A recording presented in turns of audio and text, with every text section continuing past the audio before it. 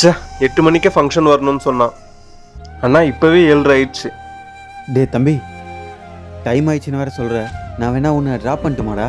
யாரு நீயா? அதுவும் அந்த பழைய வண்டியில். அதெல்லாம் ஒன்றும் வேணாம், நான் ஊபர் புக் பண்ணி போய்க்கிறேன். முடிஞ்சா காசு கொடு. பணமா? சரி, அந்த ஃப்ரிட்ஜ் மேலே இருக்கும், எடுத்துக்கோ. ஆ டேய், ஊபர் புக் பண்ணுறதாண்டா, இங்கே பண்ணாத, கொஞ்சம் தள்ளி போய் பண்ணு. ஏன் இங்கே புக் பண்ணா என்ன?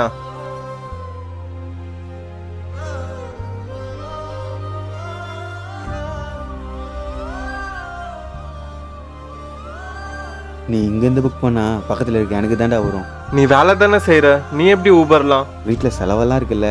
நீ காலேஜுக்கு போகிற, நான் ஒருத்தனான வேலைக்கு போய் பார்த்துக்கிறேன். என் வேலையில் வர சம்பளம் சுத்தமாக பத்தலடா. அதான் பார்ட் டைமாக இப்படி ஊபர் ரேபிடோலாம் ஓட்டிக்கிட்டு இருக்கேன். இந்த மாதிரி வீட்டு செலவெல்லாம் பார்க்க வேதாண்டா. அதனால ஒரு புது பைக் வாங்க முடியல. ஏன் ஒரு சட்டை கூட வாங்க முடியல. இல்லைன்னா நானும் மற்ற பசங்க மாதிரி ஜாலியாக சுற்றிட்டு இருந்திருப்பேன்.